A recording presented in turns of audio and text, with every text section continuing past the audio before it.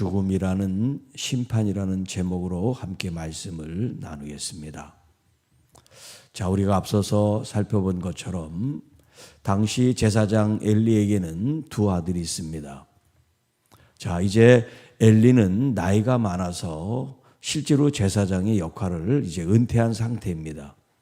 현직에 있는 이 두 아들 홈리와 비느하스가 이스라엘 백성들에 대해서 또 하나님에 대해서 그가 범죄함으로 말미암아 아버지가 그들을 훈계하고 그들이 아버지의 말을 들었다면 아마 그들은 비극으로 끝나지 않았을 텐데 그들은 아버지의 말을 듣지 않았습니다. 그리고 자신들의 그런 행위를 고치지 않았습니다.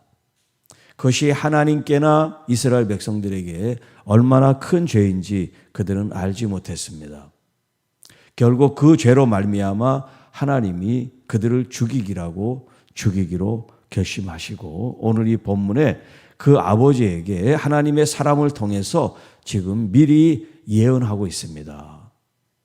그 아들들과 또 그 가문이 앞으로 어떻게 될 것이라고 하는 하나님의 무서운 경고가 주어져 있습니다. 보라, 내가 내 팔과 내 조상의 집 팔을 끊어. 여기 팔을 끊는다. 자, 이 팔이라고 하는 것은 힘과 권세를 상징합니다. 자, 엘리가 제사장으로서 제사장이라고 하는 그 직분이 가지고 있는 그 권위가 있죠. 그 파워가 있습니다. 그런데 하나님께서 그 힘을 끊어버리겠다라고 말씀합니다.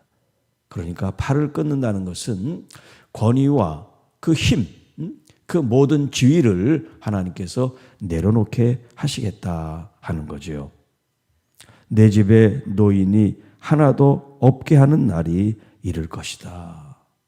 노인이 하나도 없게 한다? 그러니까 뒤에서 나옵니다만 노인이 되기 전에 그들이 죽음을 맞이한다는 거죠. 여러분, 나이가 많이 들어서 살고 있다는 게 이게 축복입니다. 하나님께서 우리의 생명을 일찍 거두지 않고 이렇게 70, 80 살 수 있다는 게 이게 하나님의 복인 줄 믿습니다. 왜냐하면 모든 생명은 하나님이 거두셔야만 죽는 거니까요. 자, 32절. 이스라엘에게 모든 복을 내리는 중에 너는 내 처소에 환난을 볼 것이요 내 집에 영원토록 노인이 없을 것이다. 자, 하나님께서 이런 죽음이라는 심판을 이스라엘 모든 사람들에게 내리는 게 아니라는 거죠.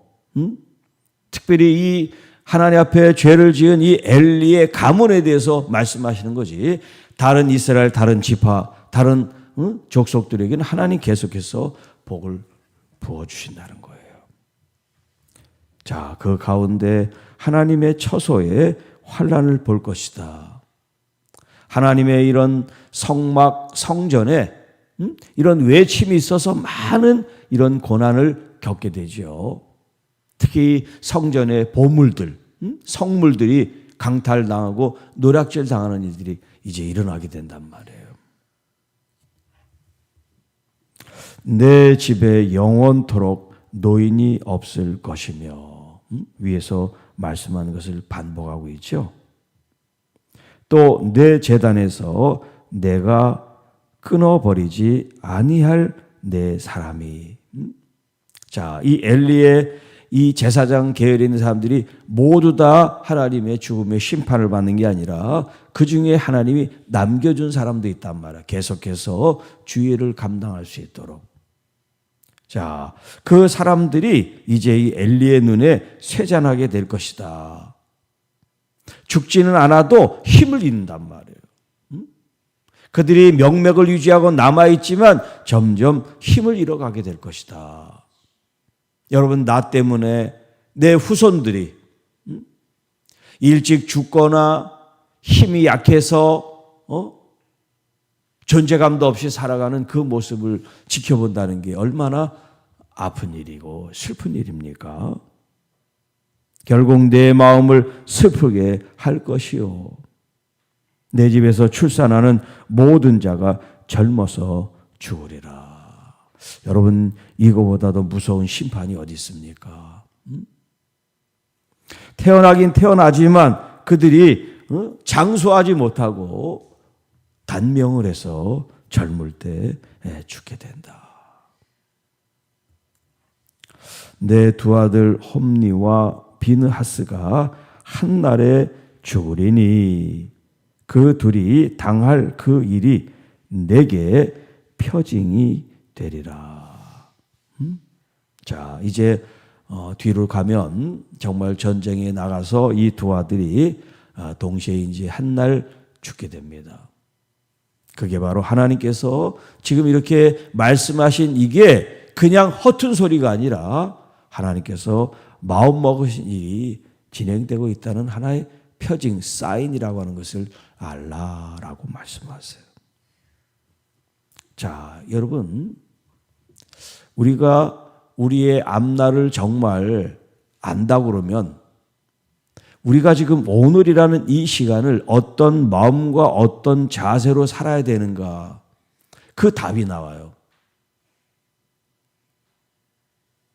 오늘 내가 살고 있는 이 삶이 내일과 미래와 영혼과 관계가 있단 말이에요. 자, 이런 실제가 일어나기 전에 이 엘리가 정말 그 아들에 대해서 정말 하나님보다 중하게 여겼다 그랬죠. 그 중하게 여긴다. 부모가 자식을 사랑하지 않고 중하게 여기지 않는 부모가 어디 있겠습니까? 많은 정말 그들이 잘못했을 때, 정말 그 길을 잘못 걸어갔을 때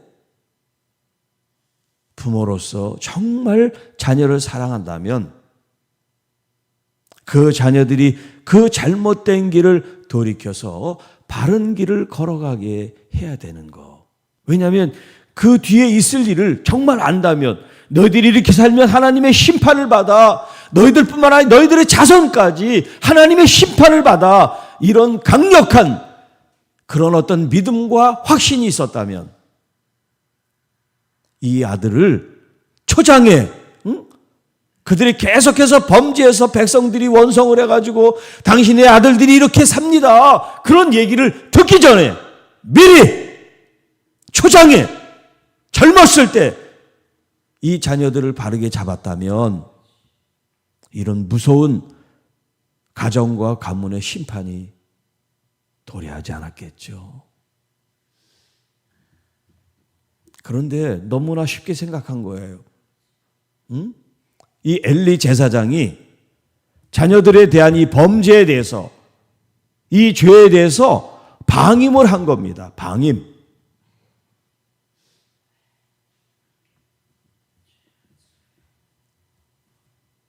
부모의 역할, 부모의 책임은 자녀들을 잘 돌보고 보호하고 축복하지만 하나님의 말씀에 떠나 있을 때 그들이 정말 하나님께로 돌아올 수 있도록 최선을 다해서 하나님 앞에 살 수 있게 도와주는 것.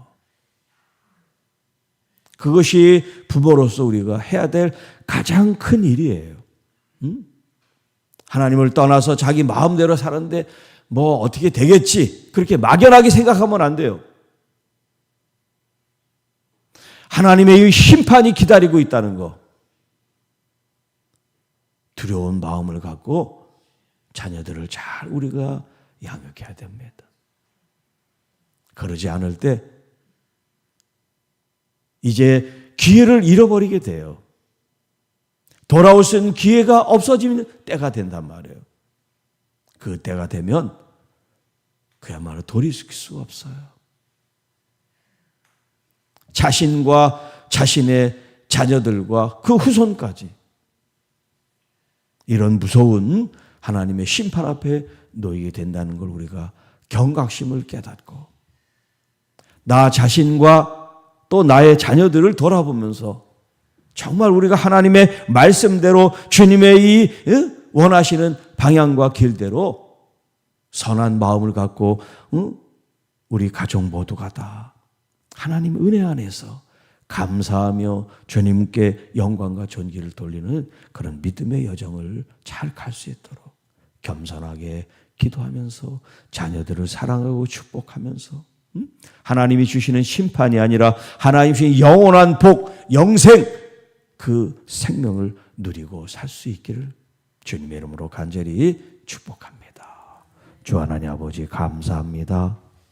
우리들 자신과 또 우리들에게 선물로 주신 귀한 자녀들, 하나님 믿음 안에서 우리가 잘 양육하고 훈육하고 가르쳐서 그들이 주의 법을 떠나지 않고 주의 말씀대로 삶으로 주님이 주시는 복을 누리고 영생의 복을 이어나갈 수 있도록 가정에 하나님 은혜를 더하여 주옵시고, 죄와 허물을 발견했을 때 주님 속히 그것으로부터 떠나 주의 말씀으로 돌아오는 참된 회개의 역사가 일어나도록 회개의 영을 부어주시고, 우리의 마음과 성품과 또 영혼이 정결하고 깨끗하고 거룩함으로 우리 주님의 말씀 안에 아름다운 열매를 맺는 이 복되고 좋은 계절이 되게 하옵소서.